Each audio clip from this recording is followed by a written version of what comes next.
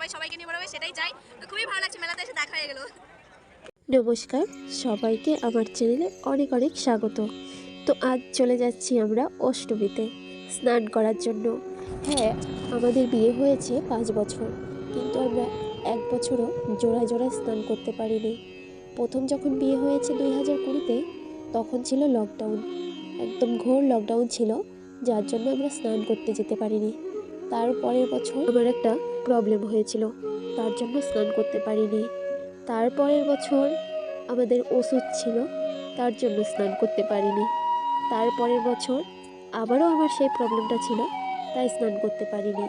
কিন্তু এবছর ভগবান আমাদের দিকে মুখ তুলে তাকিয়েছেন, যার জন্য আমরা স্নান করতে যেতে পেরেছি।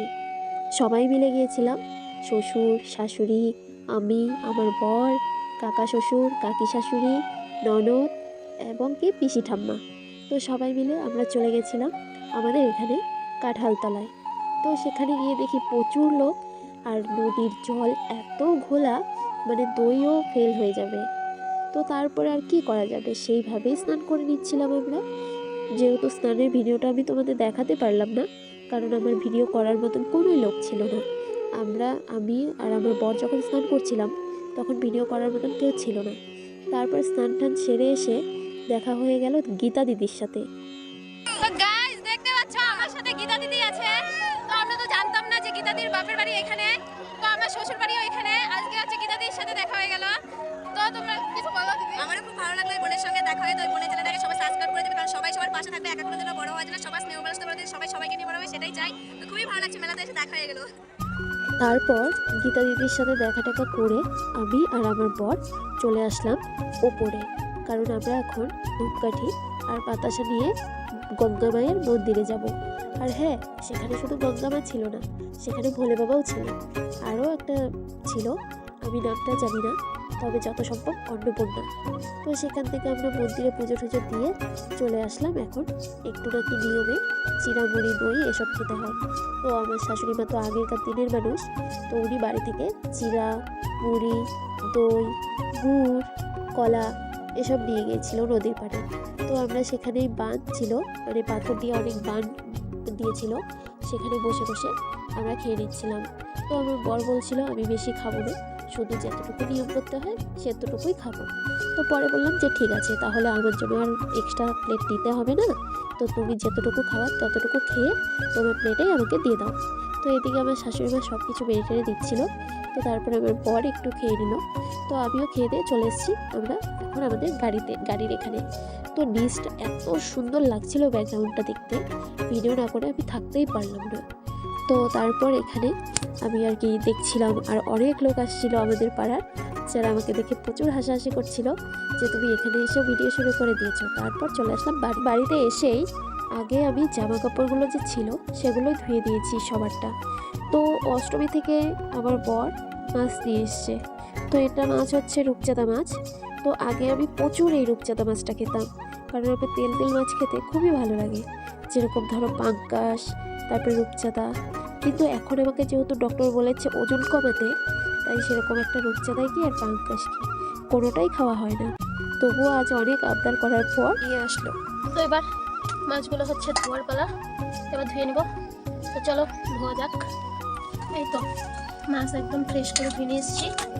এবার এটাতে একটু নুন আর হলুদ মাখিয়ে নেব। নুনটা একটু বেশি দিয়ে দিলাম যাতে ভাজার সময় ভেতরে ঢুকে যায়।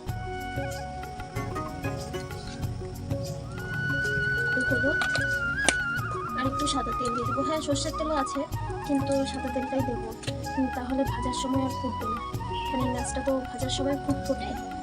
আর একটু ম্যারিনেট করে রেখে দেবো অনেকক্ষণ, মানে এই ধরুন আধা ঘন্টা।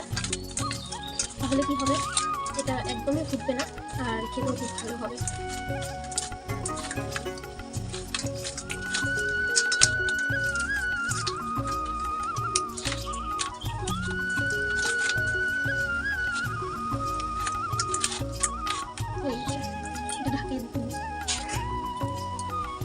ঢাকা দিয়ে রাখলাম।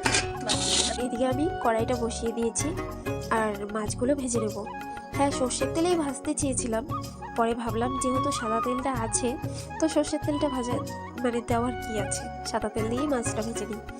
তো তোমরা সবাই জানো যে আমি মাছ ভাজার আগে তেলের মধ্যে একটু নুন দিয়ে নিই, তাহলে তেলটা বেশি গরম না হলেও মাছটা লেগে যায় না কড়াইতে। তো তারপর আমি একে একে সবগুলো মাছই ভালো করে ভেজে নিচ্ছি। আর এই যে মাছটা এত তেল, যে মাছের থেকে এত পরিমাণে তেল বেরিয়েছে যে আমি আর মাছের ঝোলে তেলই ব্যবহার করিনি। মাছটা আমার প্রায় ভাজা হয়েই গেছে, কিন্তু আমার বর্মশাইয়ের একদম কড় করে মাছ ভাজা চাই, না হলে নাকি ঝোলের মাছ খেতে ওর একদমই পছন্দ হয় না। ওকে যদি একদম পোড়া পোড়া করে মাছ দেওয়া হয় তাহলে ওর নাকি খুব ভালো লাগে। এই মাছটা ভাজা একদম কড়া করেই করেছি। তো সে এই যে তেল দেখতে পাচ্ছ মাছে থেকেই বেরিয়েছে। তো মাছ ভাজার পরে আমি এই তেলে আলুগুলো ভালো করে ভেজে নিচ্ছি। তো আমার আলুগুলো একদম পারফেক্ট ভাজা হয়ে গেছে, আর ভাজতে ভাজতে আমি সেদ্ধও করে নিয়েছি, কারণ ঢাকা দিয়েই ভেজেছি আর সেদ্ধও হয়ে গেছে খুব সিম্পল। আর হ্যাঁ, এই যে দেখতে পাচ্ছ তেল, আমি কিন্তু কড়াইতে আর তেল দিইনি, মাছের তেলেই মাছ ভেজেছি, মাছের তেলেই আলু ভেজেছি, আবার মাছের তেলেই মিষ্টি কুমড়োটা ভেজে নিয়েছি।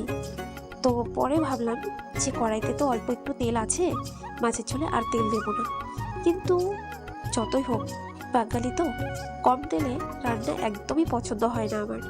তো তারপর সাথে আরেকটু তেল দিয়ে সেখানে দিয়ে দিয়েছি তেজপাতা, জিরে, পেঁয়াজ আর একটু গোটা গরম মশলা।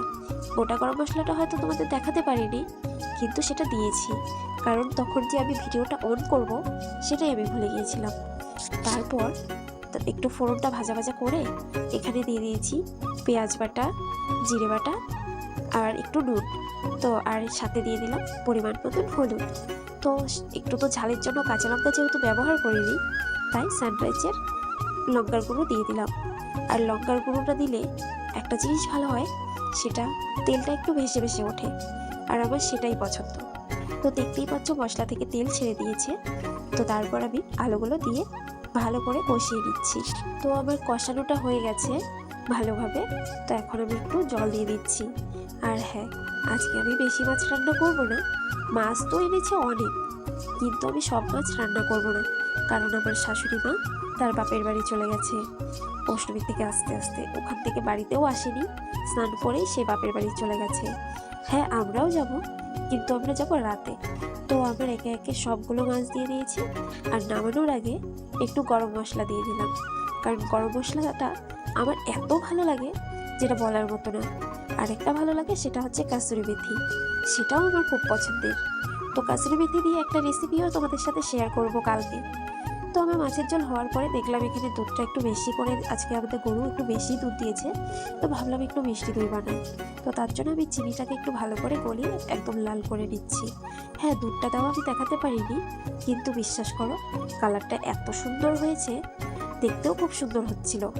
তো যাই হোক, ভিডিওটা ভালো লাগলে লাইক, কমেন্ট, শেয়ার, সাবস্ক্রাইব করে দিও।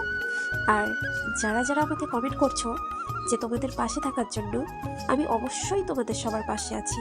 তো সবাইকে ধন্যবাদ।